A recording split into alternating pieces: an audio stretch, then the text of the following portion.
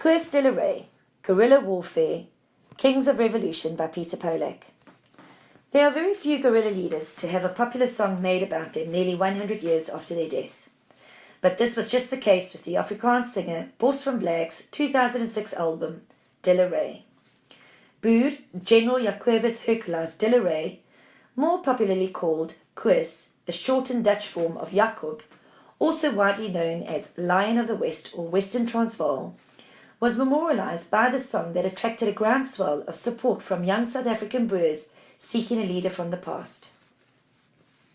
Koos did not receive an extensive education, but was raised in a tough rural environment which provided him with the many basic facets necessary for a guerrilla commander at that time and in that region.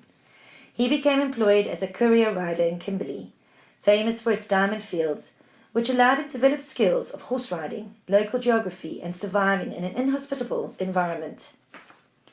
10 years before settling down, like many other Boer irregulars, Koos received his first military experience with participation in the last of a series of low-intensity wars with the indigenous Basotho people. He was not yet 20 years old when he took up arms for the first time, but was able to experience the ebb and flow of a small war on the wide expanse of the South African Highveld. This series of battles would have provided an attentive participant like Koos with a wide experience in the combination of different forces, movement, and supply of a large force in the South African environment, use of artillery, and general war strategy.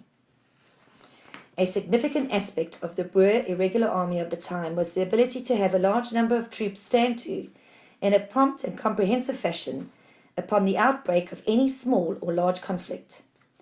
In this, there was no requirement of a large logistical infrastructure for what was essentially an on-call local militia of great numbers.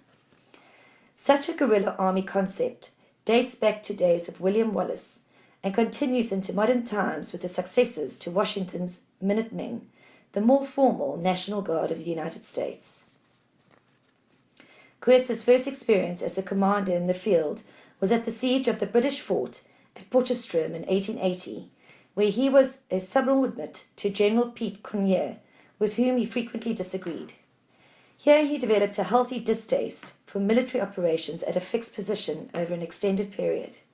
A true guerrilla leader. The Lion of the Western Transvaal came to prominent attention in 1899 at the start of the Second Anglo-Boer War, when he was appointed a field general by Cronje, who sent him to join the siege of Kimberley.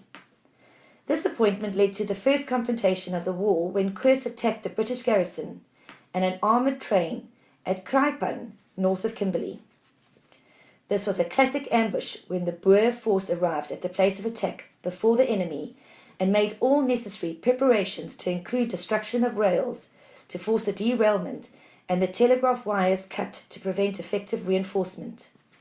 The train, known as the Mosquito, was carrying 2 artillery pieces, and the British commander continued towards the ambush despite several warnings.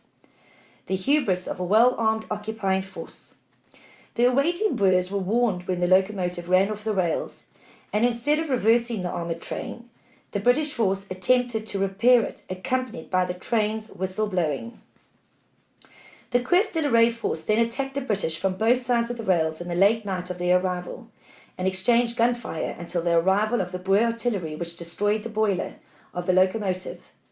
This precipitated the surrender of the British force when the Boers seized the artillery pieces, rifles, and ammunition.